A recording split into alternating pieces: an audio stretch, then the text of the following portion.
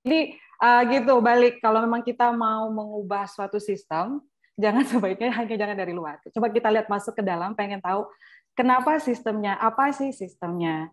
Itu sih salah satu pemancingnya juga, kenapa akhirnya walaupun sudah jauh-jauh kuliah, itu pun karena uang sawit. Jadi ini anak sawit juga, nggak bisa dihingkarin ini uang sawit juga dari orang tua.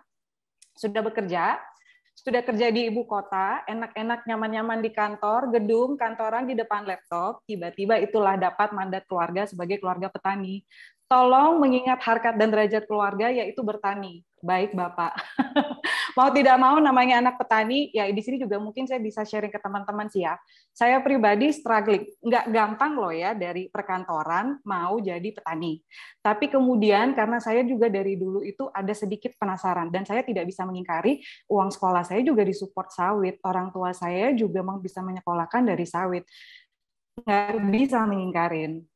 Karena saya ingat waktu kecil, kita papah membeli tanah dari masyarakat. Saya kebetulan bertani di Palangkaraya, Kalimantan Tengah. Tapi bukan di Palangkarayanya, saya ada di kabupatennya.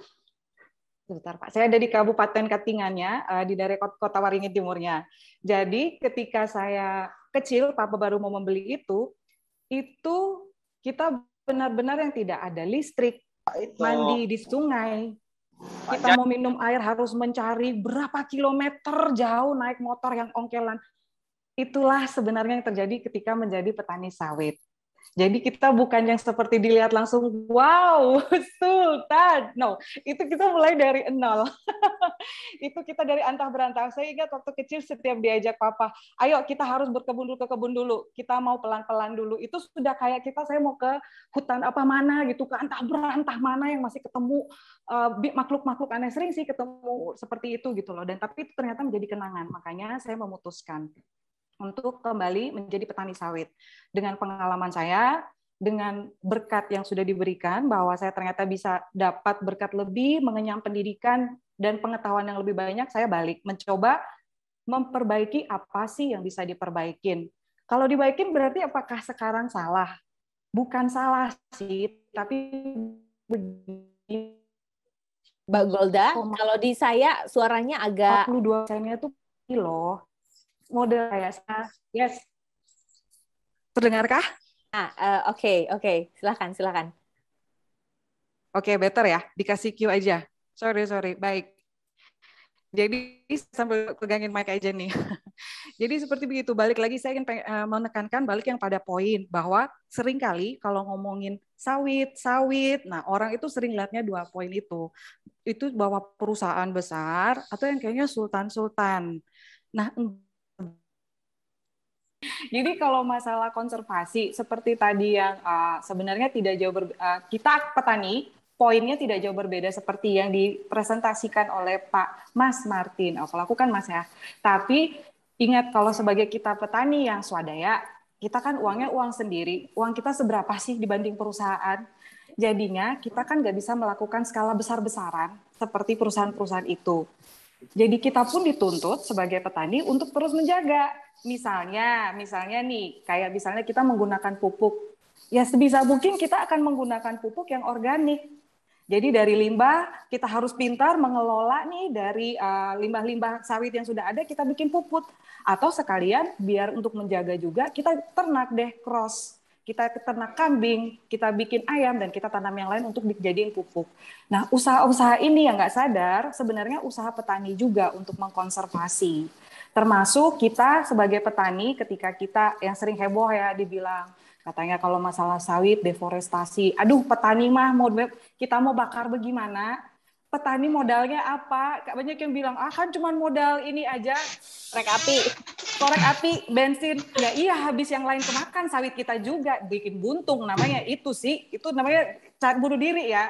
Kalau kita mending kita menebang permanen. Ingat, kita modalnya walaupun belum secanggih di Sumatera sana, yang di Kalimantan Tengah ini masih pakai kapak loh, pakai mandal loh, kita loh biasa loh. Dan itu kerja keras, makanya kita kekar semua, nggak usah ke gym, kita ke lapangan aja, ke kebun turun, jadi semua badan-badannya kita hitam aja lah, kita pasti jadinya nggak apa-apa, eksotik sedikit lah ya, gitu. Tapi dilihat dari itu semua, jadinya petani itu mau nggak mau kita akan menjaga alam. Dan karena kita sudah melakukan itu, kita tuh suka terjepit dan kesian. Loh, kita ini sudah ngejaga loh, kita ini juga cari uang, cari makan loh dengan bertani sawit ini. Kenapa sawit malah ditekan-tekan sih? Ntar kalau ditekan-tekan, sawit harganya turun, kita mau makan apa lagi? Modal kita udah banyak loh keluar. Kita modalnya lebih dari petani padi loh. Itu udah dari saya kecil, bapak saya itu mulai dari berapa hektar. Dan beli loh ya, tidak seperti yang dibilang. Kita itu tidak menebang hutan, kita membeli dari rakyat setempat. Nah, malah ke depan tantangan kita dan kita setuju sebagai petani karena konservasi, yaitu kita sekarang mulai harus sertifikasi nih. Kenapa sertifikasi? Kita juga membantu sih buat kita petani, apalagi generasi pertama ya yang masih merintis. Itu membantu tata kelola kita. Jadi, oh iya ada checklistnya kan buat kita generasi yang kayak papa yang modelnya masih insting aja main kan suka nggak ada checklist. Nah, dengan sertifikasi itu membantu juga ada checklist. Nah, baru tapi biasanya dari checklist kelihatan nih, oh ternyata lahan kita bermasalah.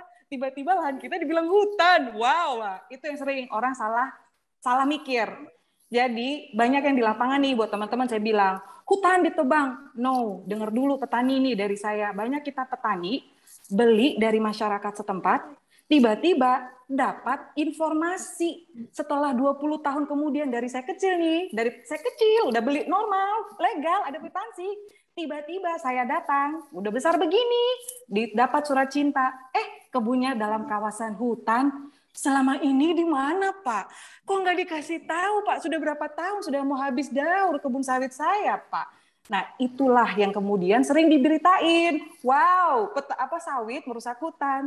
Jangan dilihat dulu, ngomong dulu ke kita. Kasusnya sebenarnya gimana? Kesian loh, saya banyak sekali, kayak kemarin Bapak ini bilang penyuluhan. Karena itu, kita petani banyak yang mau sertifikasi ISPO, biar buah kita bisa dibeli pabrik. Kan dari situ kita dapat makan, kalau jual buah. Nah, tapi pabrik sudah mulai nanya-nanya untuk sertifikasi, legalnya gimana. Di situ mulai kerasa, wah ternyata selama ini kami tidak tahu. Nah itulah yang diperjuangkan. Kok tiba-tiba gujuk-gujuk, kami sudah hidup di sini 20 tahun, dapat surat cinta, kita di hutan. Di beritanya pun dibilang kita ngambil tanah hutan. Bukan teman-teman, Bapak Ibu Saudara semua. Kisah yang terjadi di lapangan adalah seperti itu. Makanya di kesempatan ini, saya juga jadi pengen nyemangatin teman-teman dan ngasih tahu fakta lapangan itu seperti apa yang kejadian di lapangan. Akhirnya yaitu dengan kemampuan yang saya sudah punya, kebetulan saya juga bisa mencerna, ngasih tahu, bisa main internet gampang. Ya saya rasa udah tugas saya model kayak Siska nih menjadi petugas garis depan ngasih tahu. Tolong ya, kalau ngomongin sawit, ditanya aja dulu, jangan langsung gas-gas. Kalau dibilang masalah hutan, tanya deh sama kita gimana yang di lapangan. Jangan langsung gas, kita nggak ngebakar hutan, kita ngebakar rezeki mah. Kalau kita ngebakar hutan, ngapain mah kita ngebakar rezeki? Tanya deh, masa Mas Martin capek-capek ngebuang hutan gitu, terus kita juga mau ngebakarin, ngapain? Iya kan? Tapi balik, ada mungkin yang tata kelolanya perlu dibaikin. Nah kalau masalah tata kelola itu yang kita sama-sama sepakat itulah harus sustainable. Jadi daripada ditolak-tolakin tuh sawit, sustainable aja kita bilang. Di situ kata kuncinya. Kan jadi sama-sama perusahaan enak, petani juga bisa makan, negara kita maju. Kagak harus kita kalah tuh diatur-atur negara lain. Maaf ya Mas Martin, negara lainnya. Wah, seru banget. Saya dari tadi dengerinnya sampai ketawa-ketawa. Curcol ya, Cin. Sekalian, Mbak Fer. Mengeluarkan isi hati. Iya, karena yang sering di Jawa itu suka nggak kebayang capeknya kita. Kita mau ke kebun aja 3 kilo loh. Ini kalau udah ini udah cantik, biasa begini udah cantik. Aku senang bisa berpakaian. Biasanya amit-amit, kucep, nggak kenal orang. Saking kita harus turun lapangan, pakai topi, peralatan sustainable. Kalau bingung bagaimana? Yuk kita atur. Bisa kita ngomongin gerakan kunjungin kebun sawit, boleh. Cus. Mau lihat gimana keadaannya? Mau di kebunnya perusahaannya Mas Martin atau petani model saya? Tuh kan? Yeah. Tapi model saya ingat ya, minim fasilitas petani loh, petani makan seadanya, mandi di sungai. Yuk. Gak apa-apa, biar experience-nya sama kan jadinya. Oh boleh. Nanti aku kasih kebasan deh, kasih juga. Nanti aku siapin mau berapa, parahnya berapa, siap.